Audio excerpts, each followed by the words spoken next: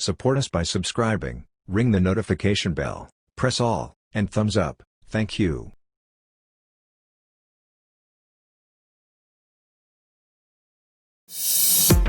Good evening, friends. The southern border wall construction on the Mexican border continues as we speak.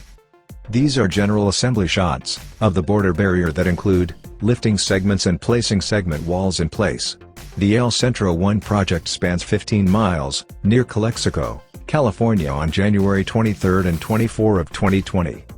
The U.S. Army Corps of Engineers, South Pacific Border District is providing contracting services, including design and construction oversight, of Department of Defense-funded southwest border barrier projects in California, Arizona, New Mexico, and Texas, at the direction of the Trump administration and at the request of Department of Homeland Security, Customs and Border Protection. President Trump's border wall has topped $11 billion, or nearly $20 million a mile. It has become expensive in the eyes of many, but is dearly needed no matter the cost. In a status report last week, U.S. Customs and Border Protection, which is overseeing wall construction, reported that $11 billion has been spent since Trump took office to construct 576 miles of a new border wall system. The Trump administration is on the hunt for funding to build more.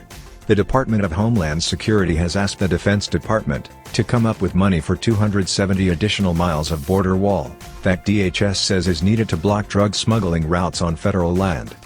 The Pentagon is studying the request, which did not come with a dollar figure. If the Trump administration completes all of the wall projects it is targeting, about 3/4 of the U.S. southern border would be walled off from Mexico. The government inherited about 650 miles of border structures erected under Presidents George W. Bush and Barack Obama. In comparison, Bush's fence averaged about $4 million a mile. Trump's wall does cost 5 times that much, $20 million a mile. But you have to factor in inflation, and they are actually trying to get the job done this time. Customs and Border Protection spokesman, Christian Alvarez points out there's a lot more to Trump's barrier. The border wall system will include a 150-foot enforcement zone, lighting, high-tech cameras, other technology, and most importantly, an all-weather access road making it easier to respond to undocumented immigrant traffic, Alvarez said.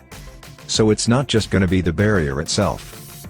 There's more steel, an expensive commodity, in a 30-foot structure fence that is being built this time. Also, there are powerful floodlights, and every mile has conduit for electric power and fiber optics that connect the surveillance cameras. Electronic gates that allow passage through the wall cost up to $1 million apiece. And there's a graded, gravelled enforcement zone, as wide as a 6-lane highway. Trump's border wall is now the tallest and most expensive in the world, said Rhys Jones, a geographer at the University of Hawaii who studies border walls. The cost of almost $20 million per mile cost is 4 times as much as the most expensive other walls being built, Jones said. Border walls are much in vogue in the post-Cold War era, he said, and there are now at least 60 around the world. Israel's wall on the West Bank ranks as the second most expensive, at a paltry $1 million to $5 million a mile. Congress appropriated funds to build the wall in the Rio Grande Valley, but the government now says it needs more. CBP is dipping into $600 million of the Treasury Forfeiture Fund, which holds money seized in criminal investigations. So criminal money will be used to protect the country's border, which is actually a genius idea. Some of the extra money will be used to build the wall higher, and 10 miles longer.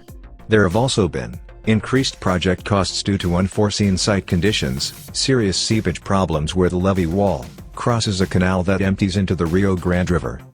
These extra costs came to light in a recent deposition, made by Loren Flossman, CBP's wall chief. He also said the agency needs more money to cover the ballooning expense of acquiring the strips of private property under the wall. Costs can rise when the federal government has to acquire the property through eminent domain, or the wall is built on a levee. Taking private land through eminent domain involves multiple agencies, including the Department of Justice, and can lead to lawsuits. The process significantly increases the hurdles that the government has to face, said Scott Nicole, a longtime wall opponent with the Sierra Club in the Rio Grande Valley. Where you have private property, and the government has to go through the courts to get that property, it takes a lot longer and it drives the cost up, because you have to pay for that land, Nicole said. You have to send DOJ lawyers in to get that land. Anyways, thanks for watching. Stay tuned for more border wall news, including a blog that will keep you up to date weekly. And remember, peace through strength.